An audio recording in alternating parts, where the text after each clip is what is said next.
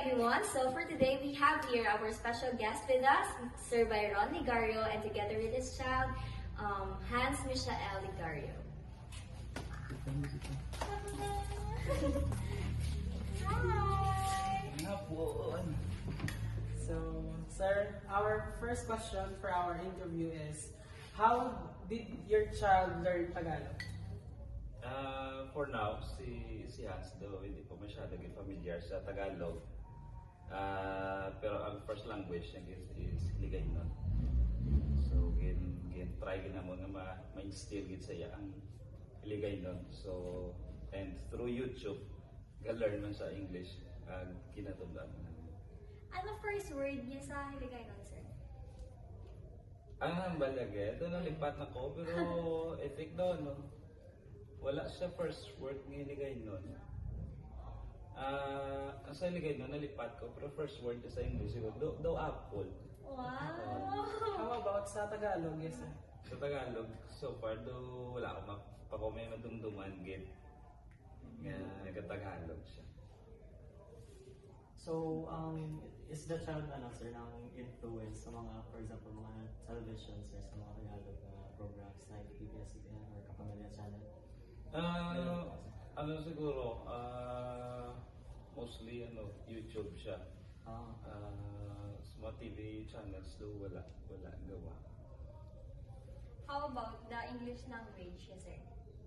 I learned some English language kay sa akon, kay nanay niya, and of course sa YouTube.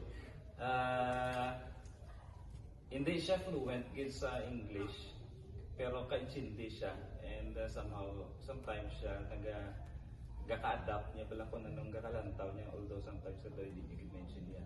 So, somehow madasig siya mag-adapt. Sa mga TikTok, yung watch man, sir, or like mga Cocomelon movies? Oo, lantawan siya. Diragit siya, ga-learn most of the time. Seryoso. So, What methods or activities help the child become proficient and English, sir? Siguro, sa amon nga method, personal gid nga interaction sa ila bala. Advantage ang personal gid nga interaction sa ilang ginatuluan sila personally about sa words, sa language. Because ang internet may disadvantage gid sa ila, so that ang words pala ma-filter kung ano ang dapat lang nila ihambal, kung ano ang mga bad words hindi nila dapat ihambal. how did the child learn the first language? Sa amon, from the beginning, sang bata pa sila, ginaistorya naman sila, wala kami baby talk, ginaistorya naman sila as an adult, so that they would be able to adapt some clear pronunciation, some word, whether it is Ilonggo o kon English. So that is how we taught them some ilang language.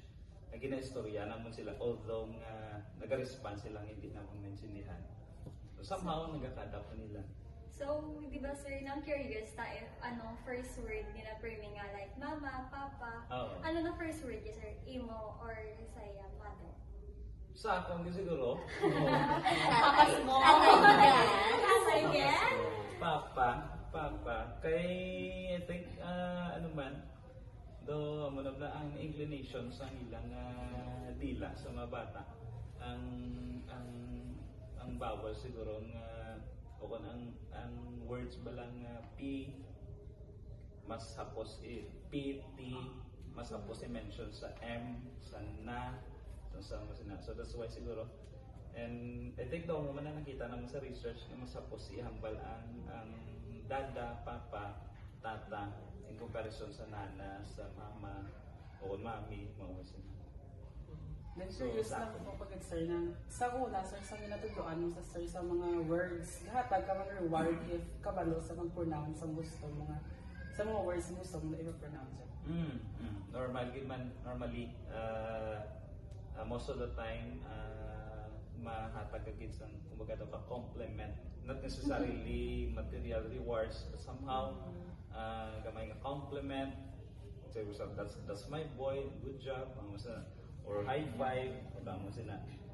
Somehow nga makita lang nila nga nalipay ka, nga na-fulfill nila ang imo ginapobra.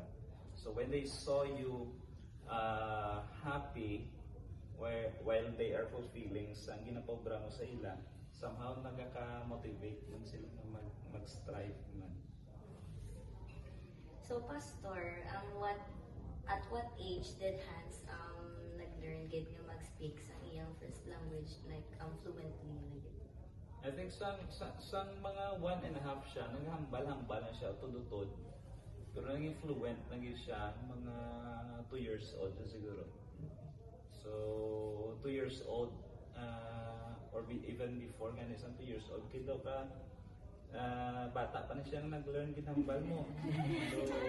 So, Super advanced actually. Doon advance ang iyang paghambal nila. That's why nga sa subong, tigda siya katama in comparison sa mga pariyon niya na edad. How old are you na, Hans? 4. Wow! Four. Sino ang pinakagwapa? Sino ang pinakagwapa? Oh, naman ang ganyan. Nag-give yung one. Okay. So, sir, what do you think, sir, kung diin gid sa naka-learn gid isang language sa school, sa iyang interaction, or sa ginatan-aw ya sa like sa YouTube, sa TikTok, or sa inyo as mga parents?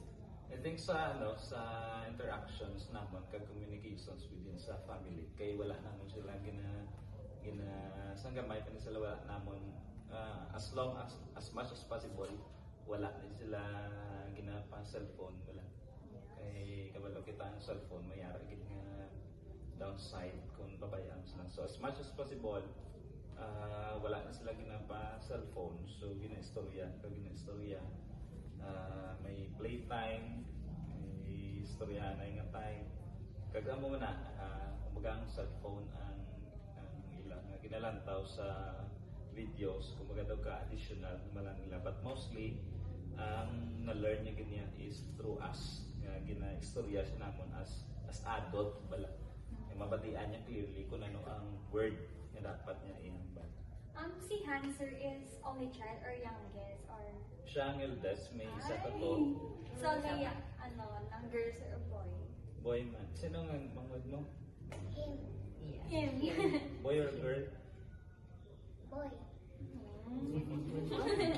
Ano ba seryoso sa mga Hindi na siya automatic. Ano ba lang to? 1 and 4 months pa lang. So, hindi pa man to kabalog lang. Apple man ang first word. Apple Sa English. Apple, tata. Wow. Okay, so that's all for now. Thank you, Gid.